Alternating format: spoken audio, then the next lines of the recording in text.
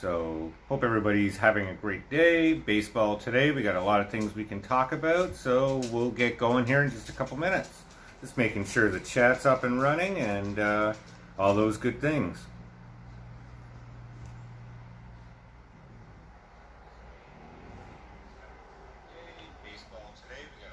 There we go. It looks like we're up and running. We got a few people on already, so that's great.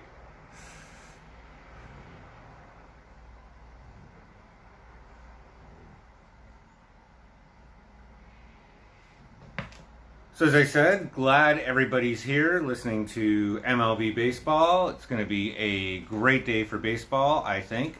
Blue Jays and the Red Sox. Boy, that was a clobbering yesterday by the Toronto Blue Jays. Franchise record, 28-5. Franchise record not only for the Blue Jays, but for the Red Sox. Most runs scored for the Blue Jays franchise, which is fantastic. And unfortunate for the Red Sox, most runs ever scored against them, I think since like 1923, it was the Yankees or something like that. So, and it was a great night last night. Tapia, wow, unbelievable there. Lourdes Gurriel tying Frank Catalanotto's record there, and Alejandro Kirk still looking in all-star form. For me, the biggest thing from last night that made me go, holy cow, Kevin Gausman. That's what we were looking for. Playing a big team like the Boston Red Sox, keeping them to only 3 runs over 5 innings. ZRA sitting nicely at 3.00. Have no regrets about signing him over Robbie Ray right now. Kevin Gausman, other than that fluke hit to his ankle or leg there, is really looking good. So, going to be exciting to see what he can do down the stretch for the Jays. But they still need to definitely add some pitching there. And will be interesting to see what comes up come pitching time for the Toronto Blue Jays. What do you think? Anybody viewing there or afterwards, let me know in the comments below and I'll respond. There's certainly a lot of decent trade chips out there, so it'll be interesting to see what the Jays do, especially with the fact that we got 3 big catchers right now. An influx of catchers, an embarrassment of riches is actually what Sports Illustrated said. And it would be interesting to see if the Jays do trade somebody like Danny Jansen, especially after that performance last night. He's certainly increasing his trade value week after week, more aggressively than I thought. So I was actually a tiny bit surprised when Moreno got sent back down, but he's protected, so I guess it makes sense. But if they keep Jansen and Kirk and pull up Moreno in late September when you can expand your roster, be interesting to see if the Blue Jays come off-season time would entertain the fact of trading somebody like Gabriel Moreno. All his clout right now, he certainly would be a big trade and get a decent return for prospects. I know people might say, prospects for the Jays, does that make sense? Well, yes and no.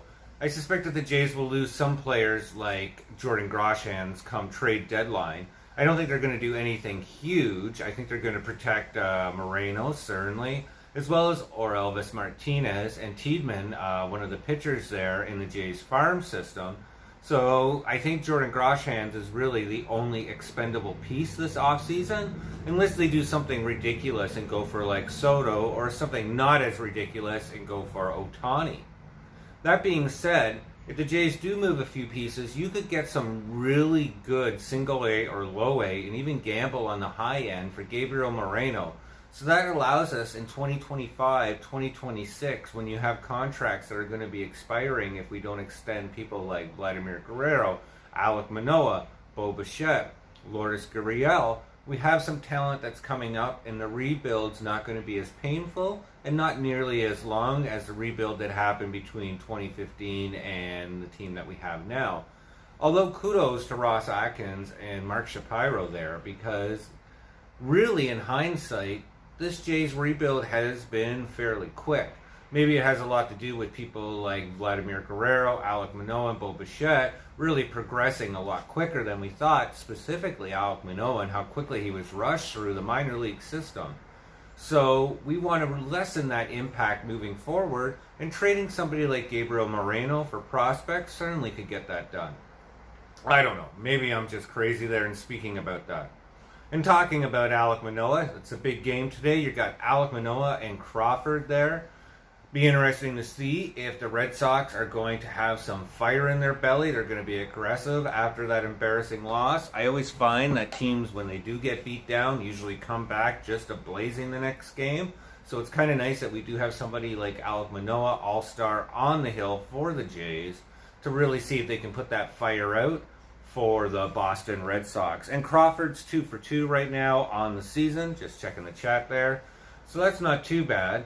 And on top of that, Alek Manoah is 2-0 against the Boston Red Sox and has a nice tidy ERA of 1.80. So, go Manoah today. I think it's going to be a great game for the Jays. Hold on a second while I hydrate.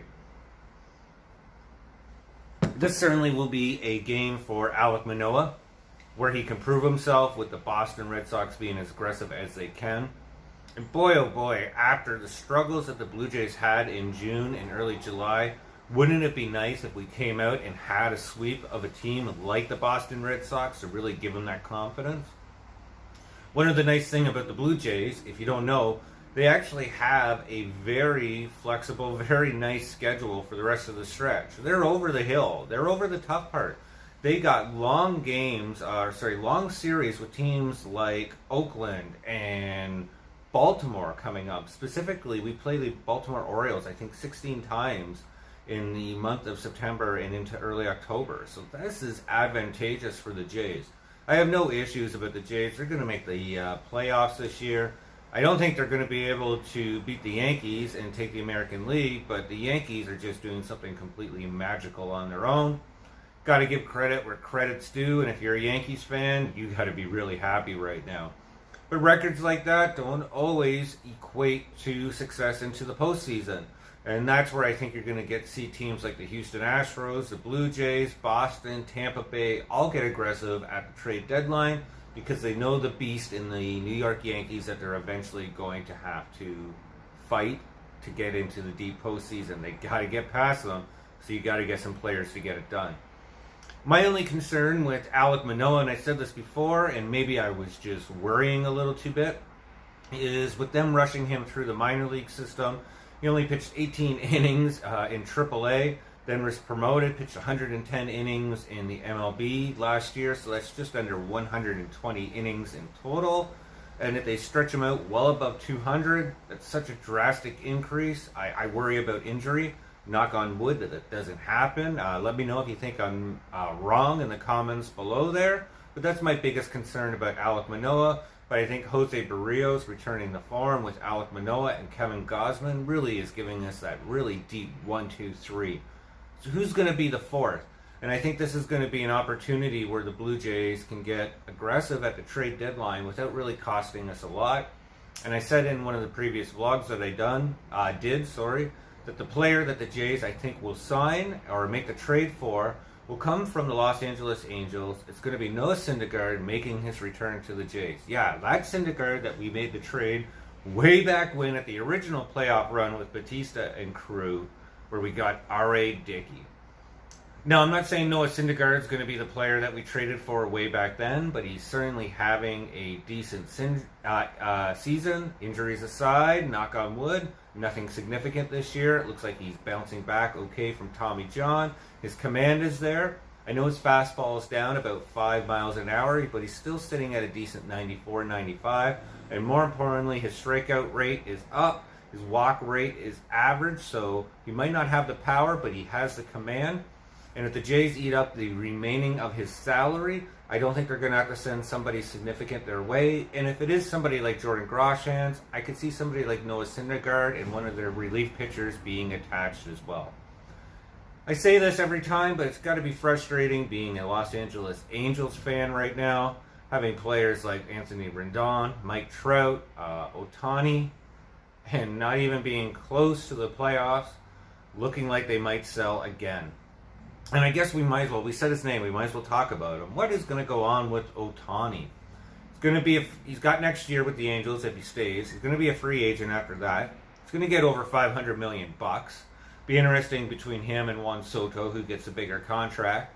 I think Ohtani deserves it, just being how magical of a unicorn player he is. We haven't seen somebody like him since Babe Ruth. and that's no exaggeration. That is the truth.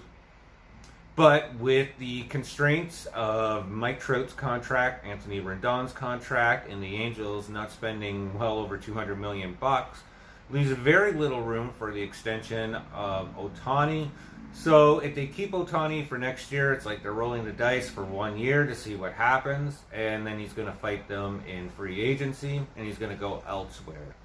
So if I was part of the Angels organization, I think you just have to lump it, swallow deep. You can't get rid of Rendon's contract. He's got a no trade. He doesn't want to go anywhere. You're not going to get rid of Mike Trout. No trade. He doesn't want to go anywhere. So you might as well trade Ohtani for MLB-ready players or players who are on the payroll right now who could contribute to the Angels next season. And that's why I originally said that the Jays were actually good fits there for Ohtani, because maybe it was somebody as significant as Bo Bichette. I don't think so, but we could certainly trade Lourdes Gurriel, Gabriel Moreno, Kevin Biggio, Jordan Groshans. It's a huge package right there. It might not be enough, but that's going to give them 3 already MLB proven players. Jordan Groshans should be ready to come up next year as well. So the Jays, in some ways, could make a package to get somebody like Ohtani. I know it's far-fetched, but I think that's what the Angels really need to do if they want to be successful. They really need to take that aggressive rebuild.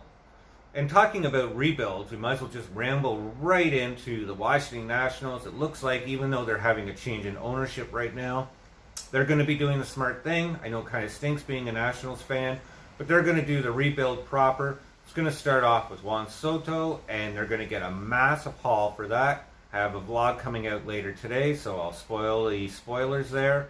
Juan Soto is going to be going to the Seattle Mariners for 3 of their 4 top prospects. Somebody like Kirby, they're 11, 35, and 36 prospects.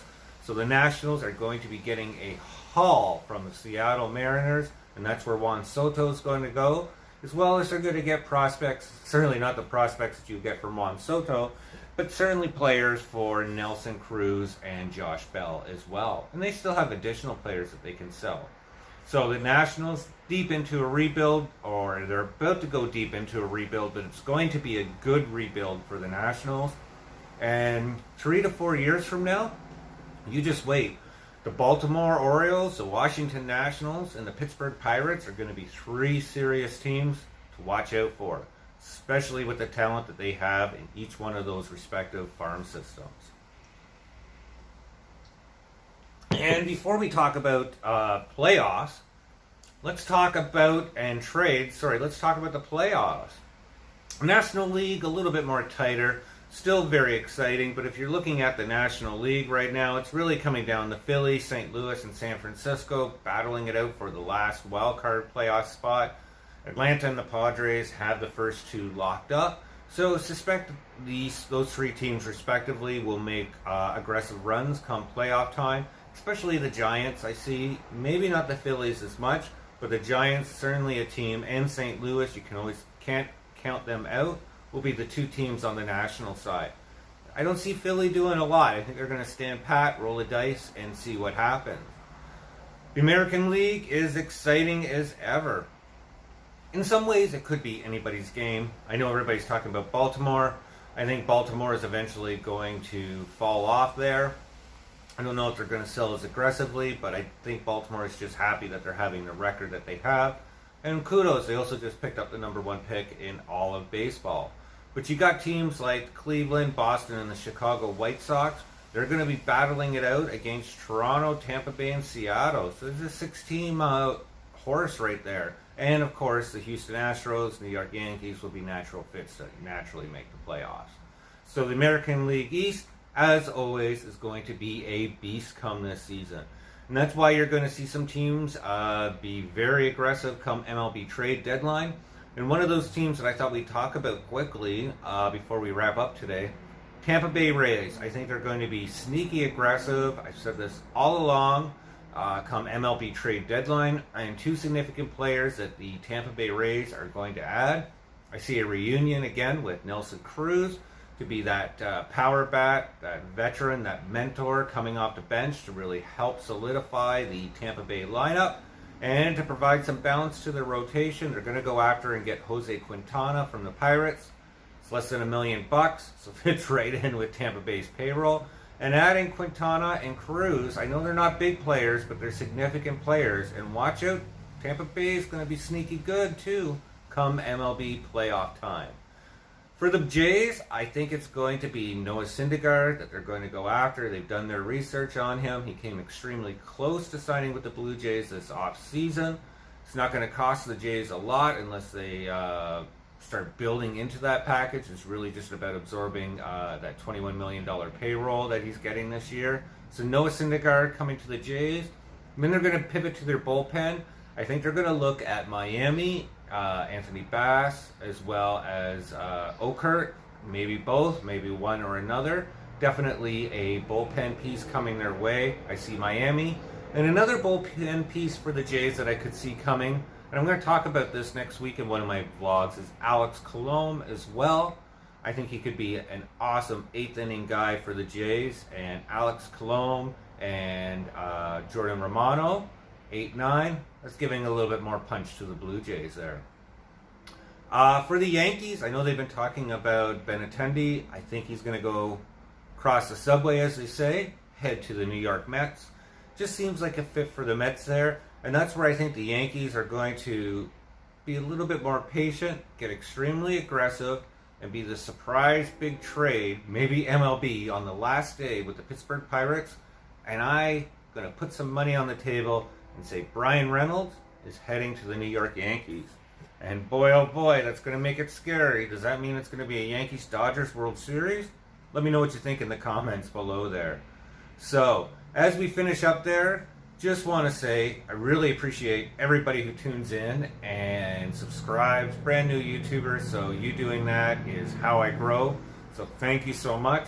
We're going to do a proper live stream next Friday night at 9 o'clock. So I hope you guys tune in for that. And for that live stream, we're going to be talking about our next big MLB giveaway.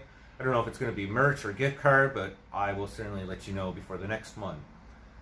Thank you again for tuning in. Just a quick 17-20 minute chat today, but I always appreciate it. Wanted to get it over before the Jays start today. Let's go Blue Jays. Let's go Alek Manoah, Mr. MVP Cy Young candidate. And more importantly, hit subscribe. And more importantly than that, everybody stay safe. We'll talk soon. Enjoy the summer, guys. Take care.